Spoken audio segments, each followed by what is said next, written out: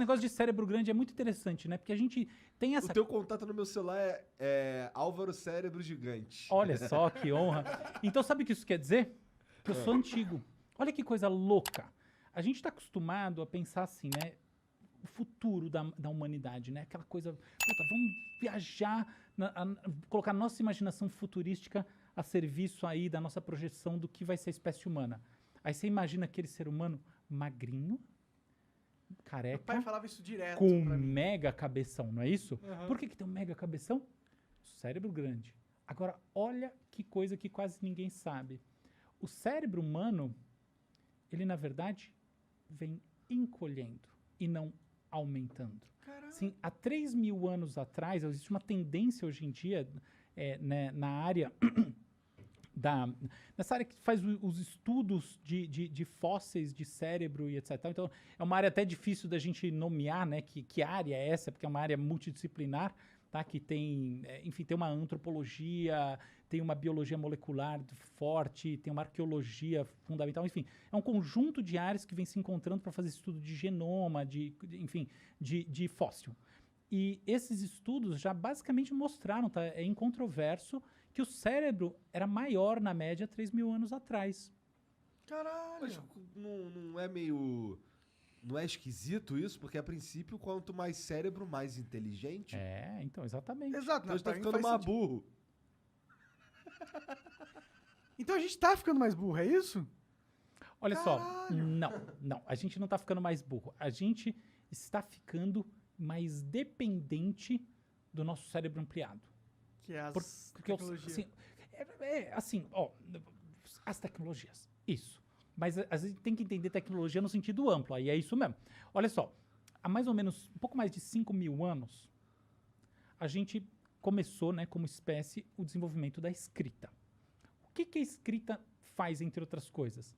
Ela migra a memória de longo prazo para um registro externo. É nesse sentido que a gente está falando de tecnologias. A gente pode escrever a história da cultura através de duas grandes linhas. Os nossos dispositivos de aumento motor e os nossos dispositivos de aumento cognitivo.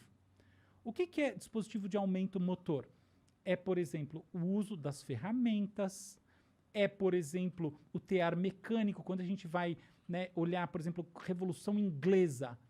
É uma revolução super cognitiva, tá? Super complexa. Mas o papo de uma máquina que gera produção se traduz pelo quê? Eliminação de braços. Então é nesse sentido. Século XX, mecanização da indústria. Braço. Por quê? Porque as coisas que a indústria estava produzindo, ela permaneceu produzindo. Ela simplesmente aumentou a escala, velocidade, reduzindo a necessidade de trabalhadores. Em outras palavras, ela não mudou a qualidade do produto, ela mudou o método de produção. E ela mudou eliminando trabalho no braço para colocar trabalho nesse braço. Beleza. Agora olha essa outra história.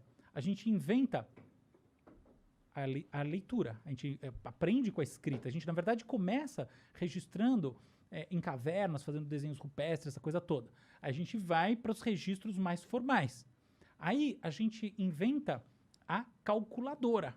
Como é que a gente inventa calculadoras? Calculadoras primitivas, o ábaco, tá? Então, é um negócio que tem mais de 4 mil anos, está surgindo na Mesopotâmia, na China, todo um monte de lugar mais ou menos ao mesmo tempo, tá? Então, surge essa calculadora. Aí, a gente vai evoluindo como sociedade e olha o que a gente inventa, que coisa mais interessante. A gente inventa registros que permitem você conversar com pessoas que estão falando outras línguas, ou seja, a gente inventa a tradução, a gente inventa as correlações entre o que uma pessoa fala aqui, outra pessoa fala tal, e a gente começa a ampliar a nossa escala de entendimento. É assim que, por exemplo, o comércio dependeu fortemente, né, foi dependente num determinado momento dessa habilidade de ter uma comunicação comum. Até uma coisa interessante, quando eu era criança, todo mundo acredita, todo mundo não, mas tinha aquela coisa do Esperanto, né, que essa é a língua da... Aham. o Esperanto existe. Meu avô sabia falar esperanto. Então o Esperanto é um barato, é em inglês. É em inglês? Não é, tipo, É, qual é a língua que universal? É foi- inglês. Ah, tá, realmente. Então, esperando em inglês. É. Então, não funciona muito você planejar e falar vai ser desse jeito. Tá? As coisas funcionam desse jeito.